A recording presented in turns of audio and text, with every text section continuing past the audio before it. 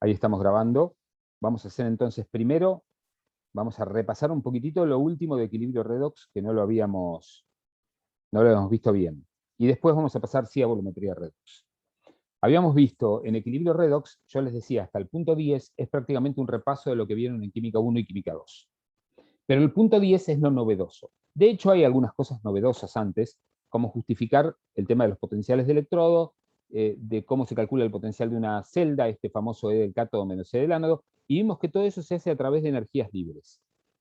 Pero decíamos, cuando tenemos que calcular el potencial de una celda, lo hacemos directamente con los potenciales, no usamos energías libres, salvo que en el parcial nos pidan que usemos energías libres.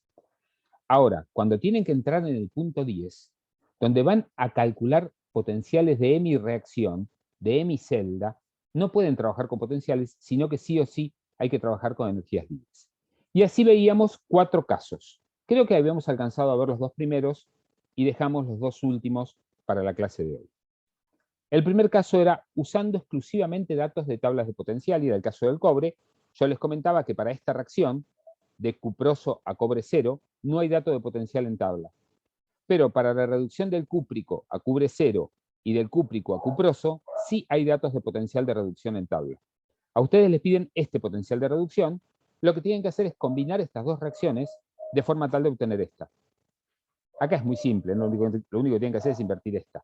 Pero ojo, como van a trabajar con energías libres, el potencial tiene que estar de acuerdo a la reacción.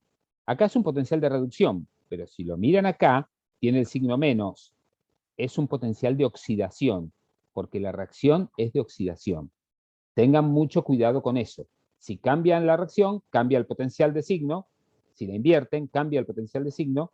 Y es el que tienen que usar ustedes para trabajar con energías libres.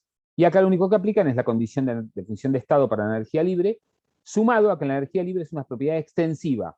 O sea que si hay algún coeficiente multiplicando, lo tienen que tener en cuenta. Este caso era muy simple, simplemente había que sumar las energías libres, delta G01 más delta G02 era delta G03, porque no había ningún coeficiente multiplicando, y obtenían el potencial como 2E01 más E02. Como ven, no es simplemente sumar los potenciales, sino que da distinto. Por eso hay que trabajar con energías libres. Después veíamos este electrodo de segundo tipo, que decíamos que el electrodo de segundo tipo era un metal recubierto de una sal insoluble de ese metal en contacto con una solución de una sal soluble del anión de la sal insoluble, que era más difícil que decir plata cloruro de plata en una solución de cloruro de potasio saturada. Y esto era lo que llamábamos un electrodo de segundo tipo, que justamente son los electrodos de referencia secundarios. ¿Por qué son electrodos de referencia secundarios? Porque tienen un potencial muy estable y son muy fáciles de armar, a diferencia del electrodo de hidrógeno, que tiene un potencial estable, pero que es bastante difícil de armar.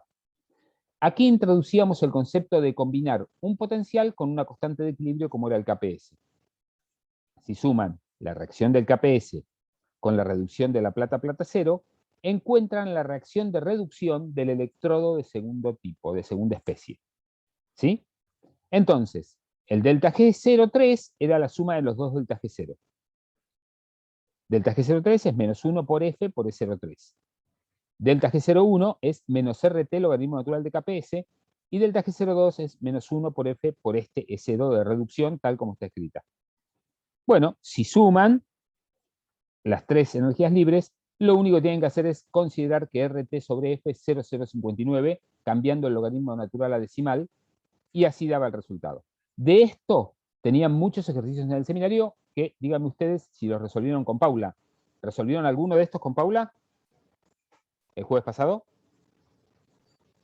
Sí, profe, resolvimos. Bien. Pero resolvimos el miércoles pasado, mejor dicho. Perdón, el miércoles pasado, sí, en el seminario. Bueno, hoy vamos a ver los dos últimos casos. ¿Hasta acá se entendió o alguno tiene alguna duda de lo que estoy haciendo? Se entendía, Bueno, profe. genial. En ese caso vemos, ya ahora son aplicaciones. O sea, una vez que uno entendió el proceso, que hay que sumar energías libres, que para sumar energías libres cada reacción tiene que estar asociada a su potencial o a su constante de equilibrio como está escrita. Si es reducción, reducción, si es oxidación, oxidación, si es una constante, la constante. Y que las energías libres son propiedades extensivas. O sea, si algún coeficiente multiplica la reacción, la energía libre estará multiplicada por ese coeficiente. Con esos dos criterios lo vamos a aplicar ahora a efectos del pH sobre el potencial de electrodo, que sirve para cambiar de medio una reacción. Acá tienen la reducción del sulfato a ácido sulfuroso en medio ácido. El sulfato, el anión de un ácido fuerte como es el sulfúrico, pasa a ácido sulfuroso, que está escrito como ácido sulfuroso porque es un ácido débil, ganando 4 protones y 2 electrones. Su potencial de reducción es de 0,170 voltios. ¿Y en medio alcalino cuánto vale? Es lo que les pregunta.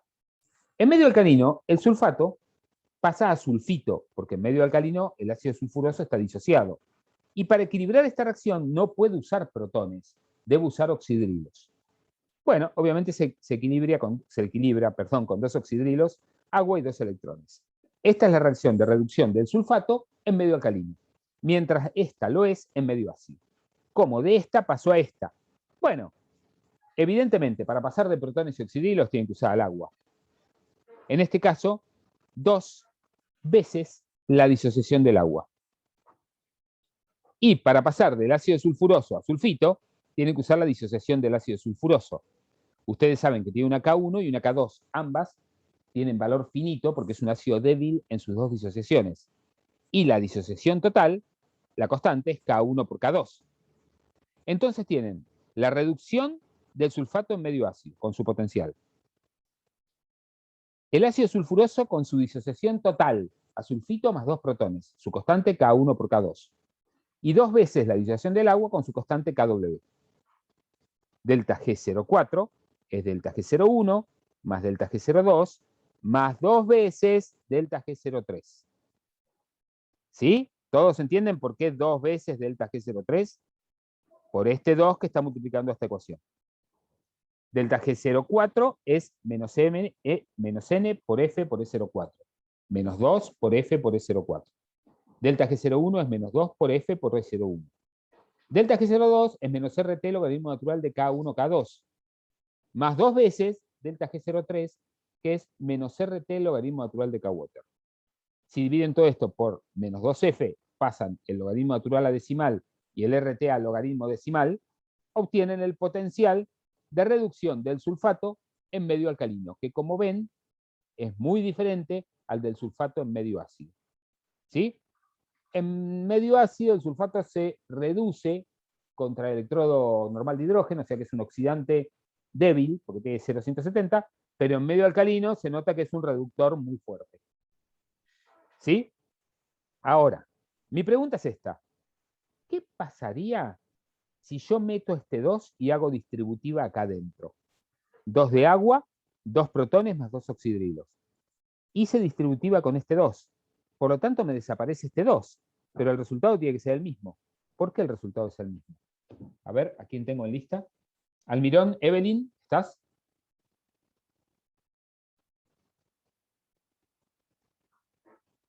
Almirón. ¿No?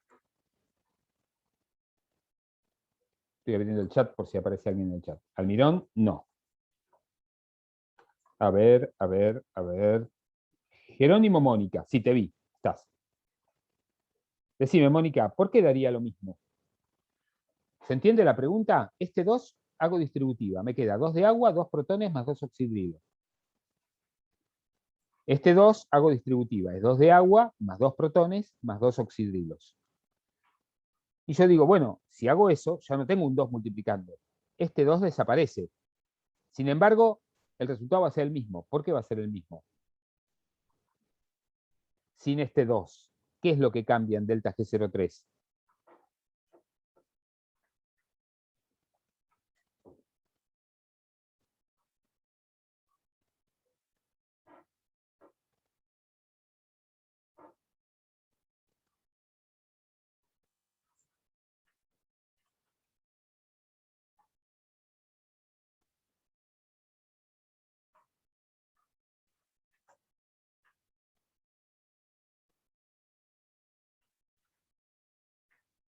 Mónica, ¿a alguno se le ocurre qué puede ser que esté pasando? ¿Qué pasa si hago distributiva? ¿Esta constante sigue valiendo lo mismo? No, porque me queda 2 protones más 2 oxidrilos. O sea que la nueva constante es protón al cuadrado por oxidrilo al cuadrado. Eso es K-water al cuadrado. O sea que el 2 les aparece acá. Y sin este 2, pero con un 2 acá, vuelve a aparecer el 2. Por eso da lo mismo. Por Yo eso tienen justo que le iba a tener cuidado. preguntar eso, porque la constante no se supone que queda igual, no dependía de la masa en ese sentido. Claro, la constante es K-water para esta reacción. Está multiplicada por un 2 adelante. Si a ustedes se les ocurriese hacer, digamos, algo que en química no hacemos, que es multiplicar, o sea, que es simplificar los términos. O sea, si ustedes multiplican esto por 2, desaparece 2 de agua, 2 protones más 2 oxidrilos. Cualquiera de ustedes tacharía todo y diría que la constante es K-water. Pero si se les ocurriese hacer eso, este 2 saldría de acá, pero aparecería de nuevo acá, porque la constante, tal como está escrita, que es protón al cuadrado por oxidrilo al cuadrado, es K-water al cuadrado. Matemáticamente daría lo mismo. ¿Se entiende? Si se les ocurriese ingresar el 2, que habitualmente no se hace, de todas formas, matemáticamente el sistema daría lo mismo. ¿Por qué? Porque la constante sería K-water al cuadrado. Así como acá es K1 por K2, acá sería KW por KW. Por eso da lo mismo. Esto se los digo nada más para que tengan en cuenta que el delta G está afectado por este 2. Bueno, este problema lo pueden ver ustedes, es el caso del permanganato en medio ácido a medio alcalino. Este problema los ayuda con algo que en el parcial siempre no contestan. No sé por qué, o lo contestan mal. Ustedes en el práctico de volumetría redox van a hacer, algunos ya lo hicieron, otros lo harán, la permanganimetría, es decir, la valoración de permanganato con oxalato de sodio y usar ese permanganato para valorar agua oxigenada, que es la técnica para valorar el agua oxigenada. ¿Cuántos volúmenes tiene el agua oxigenada? El permanganato es un fuerte reductor en medio ácido. ¿Sí? Perdón, es un fuerte oxidante en medio ácido, se reduce a manganeso más 2, con un potencial de 1,51. En medio alcalino, ¿qué le pasa al permanganato? Y da óxido de manganeso. Da un precipitado oscuro, pardo oscuro. Cuando les preguntamos por qué la reacción del permanganato se hace en medio ácido, no contestan que esta es la reacción en medio alcalino. Acá no está hecho para eso, pero acá tiene una ayuda para las volumetrías redox. Es decir, cuando les dicen por qué la reacción del permanganato se hace en medio ácido, y es porque en medio alcalino precipita dióxido de manganeso, no da manganeso más 2. Bueno, a partir de esta, ¿cómo obtengo esta? Y bueno, es lo mismo. Se usa la reducción del permanganato en medio ácido, el pasaje de manganeso a hidróxido de manganeso, a óxido de manganeso hidratado, a través de 1 sobre el KPS, ¿sí? Y se utiliza la, se utiliza la reducción, la oxidación del hidróxido de manganeso a dióxido de manganeso. Y el agua para cambiar de medio. O sea, esta mírenla después, es similar a la anterior, lo que se hace es siempre trabajar combinando ecuaciones de forma tal de obtener la ecuación final. Eso es lo que siempre se intenta hacer. Fíjense que acá aparece 8 delta G04. 8 veces, ¿sí? Delta G04 porque aparece un 8. Es en lo único que tienen que tener cuidado. No se hace con agua oxigenada en el trabajo práctico, me dice Mónica. Por ahí por una cuestión de tiempo. Lo que se hacía habitualmente cuando éramos una cátedra normal, en épocas en que este bicho no nos atosigaba continuamente, tenían casi 4 horas de trabajos prácticos y hacían las dos cosas. Hacían la valoración del permanganato y hacían la valoración del agua oxigenada con ese permanganato que valoran.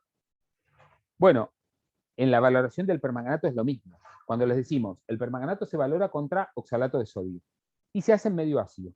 ¿Por qué no se hace en medio alcalino? Y porque pasaría esto, precipitaría el dióxido de manganeso, se arruinaría la valoración.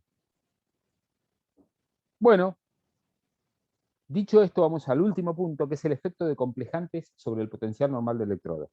Y les da el ejemplo del cobre. En la tabla encuentran que el cobre más 2 se reduce a cobre 0 con este potencial de reducción. Y les dice, ¿y si tiene el tetramín cúprico? Y el tetramín cúprico, en medio amoniacal, se reduce a cobre 0 siguiendo esta reacción. ¿Cuánto vale el potencial? Porque esa no está en tabla.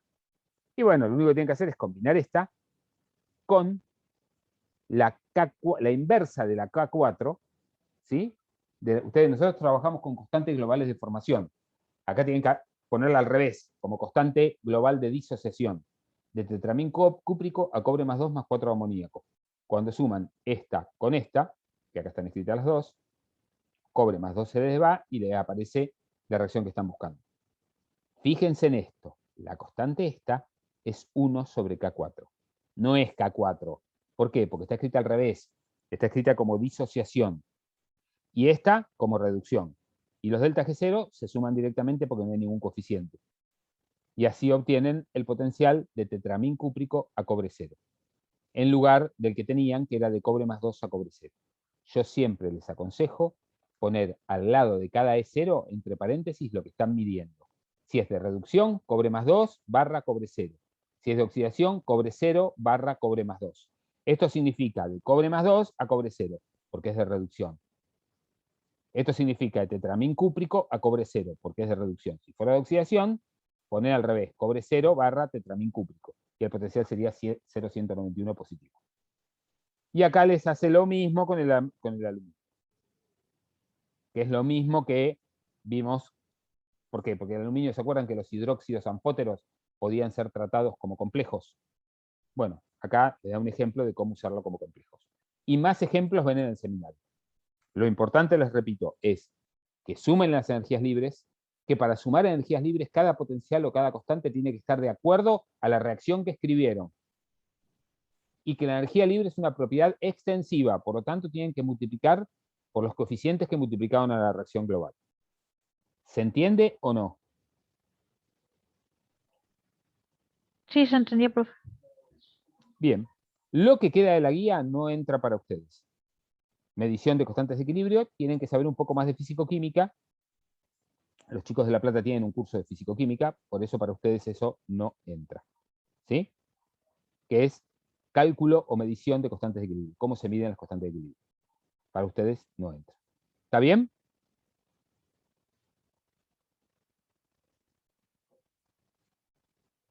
Sí, ¿Se profe. entendió hasta acá? Esto es lo que quedaba de equilibrio redox. Ahora, si me permiten, para hacer más rápido, para no perder tanto tiempo, hagamos un solo recreo, paso a volumetría redox. No es un tema muy largo, volumetría redox. Cuesta por ahí imaginarse lo que vamos a hacer, pero una vez que nos lo imaginamos es bastante sencillo de manejar.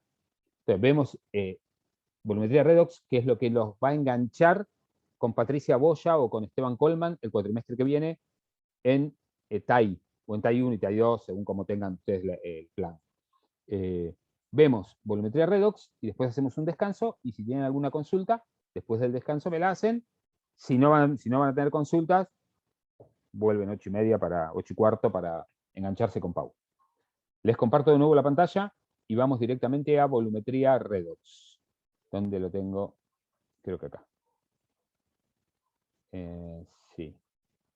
Es acá. Volumetría redox. Perfecto. Bien. Último capítulo. El último esfuerzo que hay que hacer, volumetría redox. Hay millones de volumetría redox. A diferencia de las volumetrías de precipitación, por ejemplo, que son muy pocas, volumetría redox hay muchos. ¿Sí? Obviamente utiliza una reacción redox entre analito y el reactivo, ¿no? Obviamente, un analito reductor se titula como una solución de reactivo oxidante y viceversa. Un oxidante con un reductor con un oxidante. A veces estas volumetrías toman el nombre del titulante. Por ejemplo, permanganimetría, porque están usando permanganato de potasio como titulante. Dicromatometría, porque están usando dicromato de potasio como titulante. Iodometría, porque pueden usar ioduro, yodo, triioduro o yodo como titulantes. ¿Sí? Toman esos nombres. Acá el objetivo de este capítulo es doble. Ver las curvas de titulación, ver de qué depende el salto, que ya saben que va a haber un salto, y ver los indicadores redox. Una vez que visualizamos el problema es muy simple. Les comienza dando una reacción, que es la primera reacción que vimos cuando vimos equilibrio redox. Yo les dije, esto comienza con esta reacción y termina con la misma reacción aplicándola a una volumetría redox, que es la reacción del hierro 2 con el cerio 4 para dar hierro 3 y cerio 3. El hierro oxida al cerio, ¿sí? Perdón, el hierro reduce al cerio, él se oxida a hierro 3 y el cerio se reduce a cerio 3, de cerio 4 a cerio 3. El objetivo es titular con una solución de cerio 4 para conocer, ¿sí?, el hierro que está en la muestra. acá aparecen las distintas formas del hierro, es decir, ¿qué hierro voy a titular? Y en principio el que tiene hierro 2, el hierro que está como hierro 2.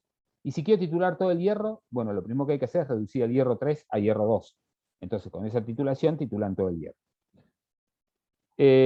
Bueno, acá hay que tener en cuenta algo muy claro, ¿no? Ustedes vieron que el cerio y el hierro no están como cerio 4 o como hierro 2, sino que están formando complejos con el agua. Acá está el hexaacuo de cerio. Y igual para el hierro. Y a su vez, estos complejos hacen reacciones de sustitución por oxidrilos, es decir, de desplazamiento por oxidrilos. O sea que hay una serie enorme de complejos del cerio con agua y oxidrilos que están aún en medio muy ácido. Y el hierro hace lo mismo. O sea que tengo un montón de reacciones de complejos. Yo, si armase una pila de cerio 4 y cerio 3 frente al electrón normal de hidrógeno, yo debería conocer, según la ecuación de Nernst, las actividades de cerio 4 y cerio 3, que las puedo aproximar a las concentraciones. Pero cuando yo preparo soluciones, una solución que contiene cerio 4 y cerio 3, lo que en realidad conozco son las concentraciones analíticas de cerio 4 y cerio 3. ¿Cuánto hay de cerio 4 y cerio 3? Y, no sé, porque hay un montón de complejos presentes en el medio. ¿Cómo resuelvo este problema de la hidrólisis? Bueno, en realidad, este problema que es muy complejo, porque tengo todas las especies de cerio 4 y cerio 3 y de hierro 4, de hierro 3 y hierro 2 formando complejos con el agua y oxidrilos, se resuelve de una manera práctica introduciendo el concepto de potencial formal, que creo que lo deberían haber visto en química 2. Ustedes hasta ahora tienen el concepto de potencial normal, el potencial de un electrodo donde todas las especies están en actividad unitaria. El concepto de potencial formal se llama E0', para indicar que es formal, es un potencial medido experimentalmente cuando las concentraciones son 1 molar. 1 molar de la especie reducida y 1 molar de la especie oxidada. ¿Sí? Esos potenciales se miden a concentración 1 molar de la especie reducida, de la especie oxidada y de cualquier otra especie que esté presente. Por ejemplo, en medio ácido puede ser ácido clorhídrico, sulfúrico o perclórico. Acá lo tienen. Por ejemplo, el hierro 3 a hierro 2, el potencial normal es 0,771. Los potenciales formales están cercanos, pero difieren según cuál sea el ácido. Y lo mismo para el cerio. O sea que, dada la titulación que ustedes van a hacer, lo primero que deben definir es en qué medio lo van a hacer. Medio ácido. Bueno, ¿cuál ácido? Tal ácido, sulfúrico. Entonces, uso este potencial formal y este potencial formal para cada uno, que de hecho son los que usamos. Porque vamos a trabajar en sulfúrico 1 molar. Y usamos potenciales formales en lugar de potenciales normales, porque no podemos conocer todas las especies complejas del hierro y del cerio en sus dos estados de oxidación, formando reacciones de hidrólisis con el agua. ¿Sí? Formando complejos con el agua y con los oxidrilos. ¿Se entiende hasta acá cuál es el concepto del potencial formal?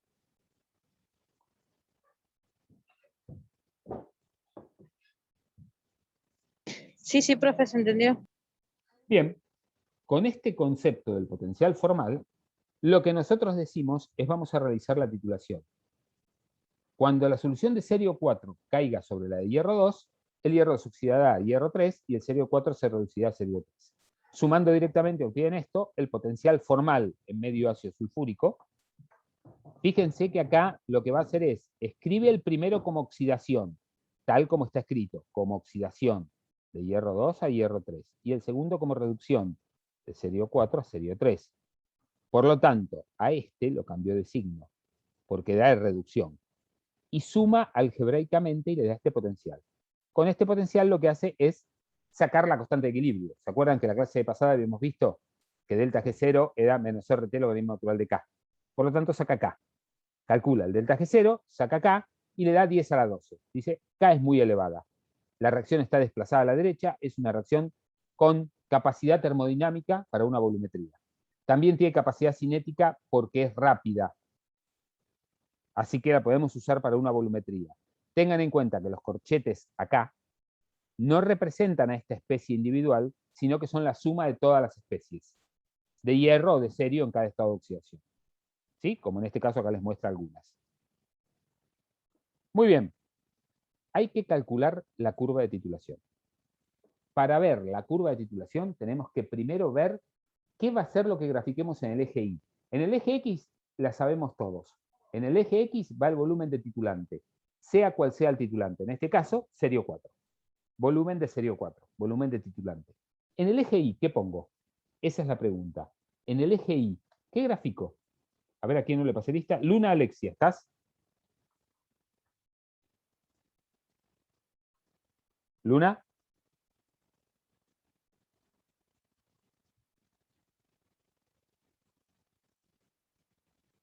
¿No? Bien. ¿Oviedo? ¿Oviedo?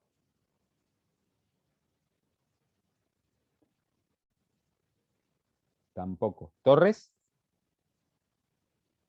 Ah, Oviedo. Hola. Hola, ¿qué tal? Decime una cosa. ¿Qué pongo en el eje Y? En volumetría ácido base al pH, o sea, la concentración de protones, el pH. En volumetría de precipitación era P cloruro o P plata. En volumetría de complejos era P zinc. Acá, ¿qué pongo? ¿Qué te parece que voy a poner en el eje Y?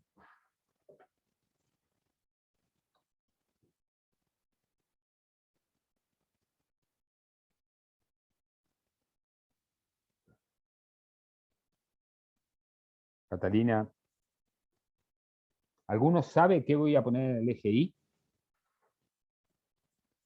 E. Correcto, el potencial de la celda. La pregunta sería ¿de qué celda? Bueno, La de sencillo. hierro. ¿Cómo, perdón? ¿De la de hierro se tendría que ser? Te escucho muy mal. No sé si soy yo La el de, único. la de hierro, profe, ¿no sería el potencial de hierro? No, va a ser el potencial de una celda. Ahora, ¿de qué celda? Bueno, de la celda que les voy a marcar ahora. ¿Qué es esta celda? De un lado, un electrodo de referencia. Está el electrodo normal de hidrógeno, actuando como ánodo, porque está escrito primero. Ese electrodo normal de hidrógeno. Y del otro lado, fíjense que es un alambre de platino sumergido en el vaso donde estoy haciendo la reacción de titulación. Un alambre de platino sumergido en un vaso que contiene la solución de hierro 2, y al cual le va a caer arriba la solución de serio 4. Inmediatamente aparecerá hierro 3 y serio 3, y se establecerá un potencial entre el electrodo normal de hidrógeno y el electrodo de platino que tengo del otro lado. Este, no sé si se acuerdan, un electrodo de tercer tipo, un metal sumergido en un par redox, ¿no? Acá tenemos dos pares redox, hierro 3 y hierro 2, serio 4, serio 3. ¿Sí? Ese va a ser el potencial entre mi vaso de reacción, mi vaso de precipitados, donde tengo mi solución de hierro 2 y le agrego la de serio 4, contra el electrón normal de hidrógeno. Obviamente, el potencial de reducción de hierro 3 a hierro 2 estará dado por la ecuación de Nernst. L0 menos 0,059, hay un electrón logaritmo de hierro 2, hierro 3. ¿Sí? Perdón, esto tiene que ser hierro 3, hierro 2, ¿no? Porque el hierro 3 pasa ahí. Sí, está al revés esto. Es hierro 3, hierro 2. Y para el serio, sería, por la ecuación de Nernst, pues cambió el signo. A ver, el logaritmo. No, está bien. Esto tendría que ser al revés. Hierro 3, hierro 2. Hierro 3. No, y está bien, hierro 2, hierro 3, porque es producto sobre reactivos. Perdón, está bien como está. Hierro 2, hierro 3. Y para el serio, el E de serio 4 a serio 3 es el E0', el potencial formal, menos 0,059 por el logaritmo de serio 3, serio 4. Son los dos potenciales de reducción, para el hierro y para el serio. ¿Qué es lo que va a cambiar durante toda la titulación? Y estas relaciones, hierro 2, hierro 3. A medida que avance la titulación, quedará menos hierro 2 y se formará más hierro 3. Quedará menos serio 4 y se formará más serio 3. Ahora, el potencial de la celda, ¿no? ¿Cuál va a ser el E de la celda? ¿El E del hierro o el E del serio? Bueno, la celda tiene un solo potencial. Es el potencial del alambre de platino contra el potencial del alambre de platino del electrodo de hidrógeno. Ahí es donde estoy midiendo. O sea, que el potencial del par hierro 3, hierro 2, necesariamente tiene que ser igual al potencial del par serio 4, serio 3, porque potencial en la celda hay uno solo. O sea que las constantes de equilibrio ajustará las concentraciones de las 4 especies presentes de forma tal que el potencial del par hierro 3 y hierro 2 sea igual al potencial del serio 4, serio 3 y será igual al potencial de la celda, al E. ¿Por qué será igual al E de la celda? Y porque el de este vale 0, si es el potencial del electrón normal de hidrógeno. O sea, en la práctica, ¿qué tengo yo? Tengo un vaso con el electrón normal de hidrógeno, un puente salino y del otro lado un vaso donde estoy haciendo la titulación. Del alambre de platino de cada vaso tengo conectado mi voltímetro de alta resistencia. Lo que estoy midiendo es el potencial de la celda, que por condición de equilibrio tiene que ser igual al potencial de reducción del hierro 3 al hierro 2 y del potencial de reducción del serio 4 al serio 3. Formales, obviamente, ¿no? Por lo menos para los de 0. Entonces, con esta condición, que el potencial es único, yo voy a poder usar esta o esta para el cálculo. La que más me guste, porque sé que la otra es igual. Y es lo que voy a hacer ahora, calcular la curva. Lo que les dice es, yo tengo en el vaso una solución de hierro 2 en ácido sulfúrico 1 molar. 25 mililitros, concentración 0,1 molar. Y en la bureta tengo serio 4 en solución de ácido sulfúrico 1 molar. Esto me define los C0', son los de ácido sulfúrico. El volumen obviamente es variable y su concentración 0,1. Tengo las 4 etapas de cualquier curva de titulación. En ausencia, cuando B vale 0. Cuando B vale 0, no agregué nada de serio 4. Tengo todo hierro 2. Bueno, acá tengo un problema, porque ustedes me dicen, ¿cuánto vale el potencial si no tengo nada de hierro 3? Tengo solo hierro 2. Bueno, el hierro 3 siempre está presente en las soluciones. ¿Por qué siempre está presente? Porque por el oxígeno disuelto del agua, ese que respiran los pececitos, el oxígeno disuelto, el oxígeno que se disuelve en la solución, algo de hierro 2 pasa a hierro 3. Y aún es más, cualquier sal de hierro 2 siempre está contaminada con hierro 3. Porque al abrirla al aire, el oxígeno la oxida. El problema es que no sabemos ni vamos a saber cuánto hierro 3 hay. Entonces, el potencial inicial, como bien les dice acá, ¿sí?, no se va a poder conocer. No lo vamos a poder calcular. Porque sabemos cuál es la concentración de hierro 2, pero no sabemos cuánto hay de hierro 3. Sabemos que es poco, pero no vamos a poder calcular el potencial inicial. O sea que en este caso, el potencial del primer punto de la curva no lo conocemos. Lo que sí podemos calcular es el potencial a medida que avanza la titulación, antes del punto de equivalencia. Cuando B por C es menor que B0 C0, es decir, cuando la cantidad de serio en milimoles que agregué es menor que la cantidad de hierro que había, de hierro 2 que había. Si la estequiometría no fuese 1 en 1, yo diría cuando la cantidad de serio en miliequivalentes sea menor que la cantidad de hierro 2 que había en miliequivalentes, o de la sustancia que sea. ¿Cómo calculo el potencial? Y bueno, con esta ecuación. ¿Y cuánto vale esta relación de concentraciones? Y bueno, fíjense, de hierro 2, ¿cuánto voy a tener a medida que avanza la titulación? Lo que puse menos lo que se fue. Y de hierro 3, y lo que se fue, que es igual a lo que agregué de serio. Bueno, vamos a ver. Hierro 2 sobre hierro 3. ¿Cuánto de hierro 2? B0 C0 menos B por C. Lo que tenía, menos lo que puse de serio, que es lo que se fue. Dividido hierro 3. Y lo que puse de serio, B por C. O sea, si reemplazan esto en el cálculo de potencial, tienen el potencial del par hierro 3 y hierro 2, que es igual al de la celda, en función del E0 y esta expresión. Con esto pueden graficar toda la curva hasta el punto de equivalencia. Como ven, algo que parecía muy complejo, con los potenciales formales y conociendo el esquema de titulación que vamos a hacer, se transforma en algo muy fácil. Pueden usar la del serio, es lo mismo. Acá les dice cómo, tienen que usar la constante de equilibrio, obviamente. Pero bueno, nosotros usamos el método más rápido, usamos el del hierro. En el punto de equivalencia, como la reacción es 1 a 1, el punto de equivalencia ocurrirá cuando agrego 25 mililitros de serio. Y yo lo que sé es que el potencial del punto de equivalencia es el E0 menos 0,059 por el logaritmo de las concentraciones en el punto de equivalencia. En el punto de equivalencia no puse exactamente la cantidad de serio 4 necesaria para reaccionar con el hierro 2. Formó hierro 3 y serio 3. ¿Y cuánto quedó de hierro 2 y serio 4? Y lo que dejó libre el equilibrio. La constante es muy alta, pero algo deja libre en el equilibrio. ¿Sí? Por esta reacción, por la reacción de titulación, yo sé que la concentración de hierro 2 tiene que ser igual a la de serio 4. Y la de hierro 3 igual a la de serio 3. Evidentemente de esto hay mucho más que de esto. Pero este par tiene iguales concentraciones. Y este par también. La concentración de hierro 2 tiene que ser igual a la de serio 4. Y la de hierro 3 igual a la de serio 3. La de hierro 2 igual a la de serio 4. Y la de hierro 3 igual a la de serio 3. Esto vale solo en el punto de equivalencia. Bueno, puedo tomar cualquiera de los dos. Vengo acá y donde dice serio 3, pongo hierro 3. Y donde dice serio 4, pongo hierro 2. ¿Sí? Entonces me queda esta y esta ecuación. Si la suman estas dos, pero donde dice serio 3, puse hierro 3, y donde dice serio 4, puse hierro 2, si la suman, E de punto de equivalencia más E de punto de equivalencia es 2E de punto de equivalencia, les quedan los dos potenciales formales sumados y los logaritmos de las formas invertidas. Por lo tanto, el potencial del punto de equivalencia, como esto se anula, es el promedio de los potenciales formales de cada especie. Porque esto anula este, porque uno tiene el denominador y el numerador invertidos. Por lo tanto, le pueden cambiar el signo del logaritmo. Ojo, esto no vale siempre.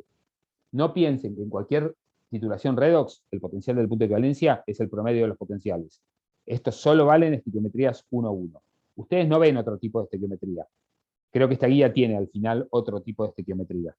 Ustedes ven solo la 1-1, para que se den una idea de cómo se hace el cálculo. Tengan en cuenta que si la estequiometría no es 1 en 1, esta ecuación no vale. Hay que deducir la ecuación que sea.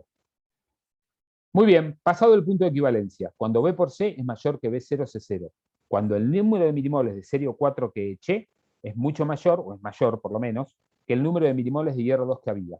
Pasé el punto de equivalencia. Pasado el punto de equivalencia hay un exceso de serio. Por lo tanto, me conviene usar esta ecuación, la del serio. A ver dónde la tengo. Esta, la del serio. Tengo que ver cuánto vale serio 3 y serio 4. Las relaciones serio 3 o serio 4. ¿Qué es lo que va a buscar acá? ¿Cuánto vale serio 3 y serio 4? ¿Cuánto vale esto sobre esto? Bueno, si lo ponen en términos de cuánto había, ustedes dicen, E del serio 4 a serio 3 es E0' de serio 4 a serio 3 menos 0,059 por el logaritmo de serio 3 sobre serio 4. ¿Cuánto hay de serio 3? Por más que yo siga agregando serio 4, no se va a formar más serio 3 del hierro 2 que había. ¿Sí? Porque no hay más hierro 2. Todo el hierro 2 reaccionó con el serio 4 formando serio 3. Lo que sigue agregando es serio 4 en exceso. Pero no hay más hierro 2 para reaccionar con el serio 4 dando serio 3. Por lo tanto, la concentración de serio 3 va a ser B0C0 sobre el volumen total, que no aparece porque se va con el de abajo. B0C0 es lo que había de hierro, que es lo que ahora se formó de serio 3. Más de eso no hay. ¿Y de serio 4 cuánto hay? Todo lo que agregué menos lo que se usó para reaccionar con el hierro. O sea, B por C menos B0C0. Cuando agrego 6 milimoles de serio 4, si tenía 5 milimoles de hierro 2, solo me queda 1 milimol de serio 4, porque los primeros 5 se usaron para llevar el hierro 2 a hierro 3. Esto ya lo vieron 1000 veces, porque lo venimos viendo en complejos, en todos lados. ¿Sí? Esto les da la curva de titulación, el potencial, en función del volumen de titulante, que como toda curva de titulación tiene un gran salto en las cercanías del punto de equivalencia. Un gran salto en las cercanías del punto de equivalencia, que es lo que me permite la titulación. ¿Sí? Obviamente ustedes me dirán, ¿este salto siempre es enorme? No, depende. Fíjense. 4. Factibilidad de titulaciones. Acá tienen 50 mililitros de solución celular moral de reductores de distinto potencial contra serio 4. Estos son los potenciales de los reductores contra serio 4. ¿Qué es lo que se ve acá? Que cuanto más difieran, 0,68 era el del hierro, un gran salto. Cuanto más difieran el potencial de la especie con el potencial de la otra especie, mayor será el salto. Cuanto más parecidos sean los potenciales, menor será el salto. ¿Sí? Si ustedes se fijan en la tablita que vimos al principio, El potencial del serio es 1,44, formal en ácido sulfúrico. Cuando ustedes comparan 1,44 con 0,60, tienen un salto enorme. Ahora, cuando lo hacen contra 1,20, el salto es pequeño. Es decir, el salto de potencial es más chico al disminuir la diferencia entre los potenciales de analito y reactivo. Llega un momento que no se puede usar un indicador, pero siempre es igual, digamos, ¿no? O sea, necesito que haya una gran diferencia de potenciales entre el analito y el reactivo para que el salto sea nulo. ¿Hasta acá se entiende? Sí, profe. A mí se Bien. me desconectó y me perdí un cacho de la clase, pero quedó grabado, así que voy a... Sí, quedó grabado. voy a Por suerte escucharlo. parece que está grabando, esperemos. Sí. Bueno, les comento ahora indicadores redox. Hay dos tipos de indicadores redox. El primer tipo de indicador redox no tiene una reacción redox, aunque parezca mentira. Actúa, ¿sí?, independientemente de una reacción redox. Por ejemplo, el sistema más común es el del permanganato de potasio. El permanganato tiene un color rosa intenso, vamos a decirle. Cuando uno ve una solución concentrada es bastante roja. Tiene un color rosa intenso. Se dice que una gota de permanganato le puede dar color a 1 metro cúbico de agua, de la coloración tan intensa que tiene. Cuando ustedes usan el permanganato en las reacciones, lo van a ver ahora en el práctico que sigue, el permanganato pasa a manganeso más 2 que es incoloro. O sea que cada gota de permanganato que cae forma manganeso más 2 que es incoloro. El color rosa que cae inmediatamente es incoloro. Al principio es un poco lenta la reacción, pero es catalizada por el mismo manganeso más 2 que se va formando y se va acelerando. ¿Qué pasa en el punto de equivalencia?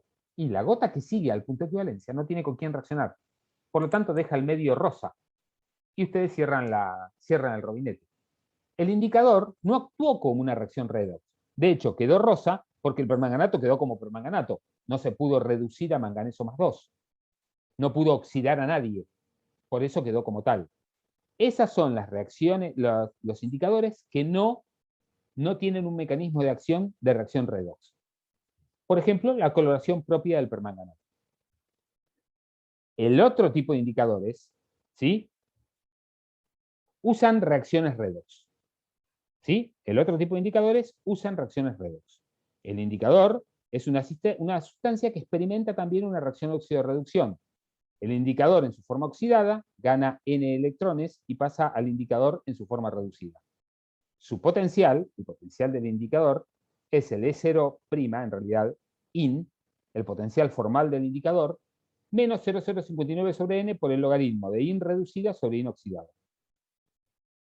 Para que, como inoxidada tiene una forma, un color distinto de IN reducido, por eso hay un cambio de color, vamos a ver la forma predominante del indicador cuando la concentración de uno sea 10 veces superior a la del otro. Ya saben cómo termina este cuento, 10 a 1 o 1 a 10 es logaritmo de 10 o logaritmo de 0,1, que en ambos casos es 1. Por lo tanto, el E del indicador será el E0 IN más menos 0,06 sobre N. ¿Sí? Porque esto vale 1 o menos 1.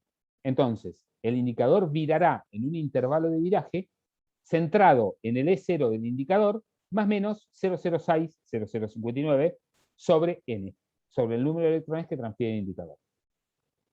¿Y cuánto vale el potencial del indicador? Y de nuevo, el indicador está en el vaso de precipitados donde están llevando a cabo la reacción.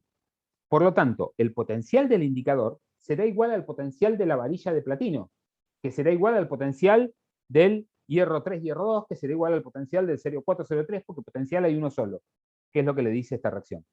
O sea, el potencial del indicador va a ir cambiando siguiendo al hierro 3, hierro 2, siguiendo al serio 403, y que es el potencial del alambre de platino. Por lo tanto, este cambia continuamente, cambian continuamente estas relaciones, hasta que se ve el viraje. Y acá es donde les demuestra que vira en el E0 más menos 0,059. Y les da un ejemplo, que es la 1,10-fenantrolina, de cómo ganando un electrón pasa de una forma a la otra con un E0 determinado. Después vienen los cálculos de error del indicador, que están acá abajo, que se hacen de forma análoga a lo que vimos en ácido base. Es decir, las dos posibilidades. ¿Sirve tal indicador para tal reacción, o bien, ¿qué indicador tengo que usar, en qué potencial tiene que tener para que vire en tal región? Bueno, estos mírenlos después, tampoco son muy necesarios, porque cuando uno llega a esta altura está bastante perdido con los potenciales, pero por lo menos para que tengan el concepto de cómo se hace para calcular los potenciales de los indicadores. Esta es la última parte, es una parte que es más, digamos, informativa para ustedes que otra cosa, porque no es necesario que sepan error del indicador redox, sí las curvas de titulación.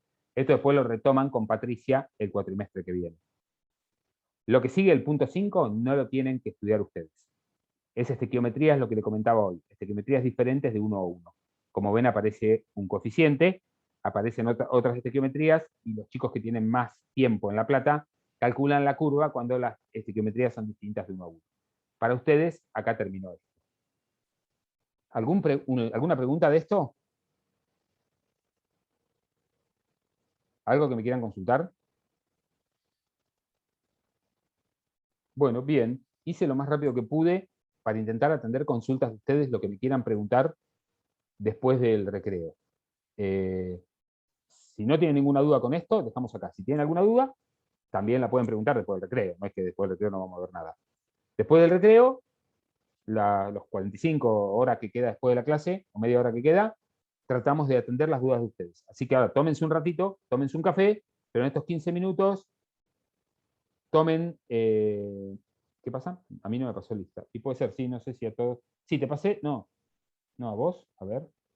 Bueno, ahora me fijo. Tómense un café, les decía, pero Álvaro Romero. Romero Álvaro. Sí, a algunos de ustedes les pasé lista cuando ingresaron. Porque yo estaba acá sentado En y el los veía en caso la sala. de González, profe, porque hubo un momento que se me cortó a mí, no sé si justo me hizo una pregunta No, cuando... no, te la hice antes, ¿te acordás que te dije? A vos te vi. Sí, estás Ah, presente. ok, ok. A ver, están todos presentes, salvo Luna y Almirón. Creo. Los demás están todos presentes. No me sigan preguntando, están todos presentes. Bueno, acá llegamos al final. Cualquier duda después del recreo, me consultan también de esto, obviamente. Voy a parar la grabación acá para no olvidarme, y después del recreo atendemos las consultas que tengo.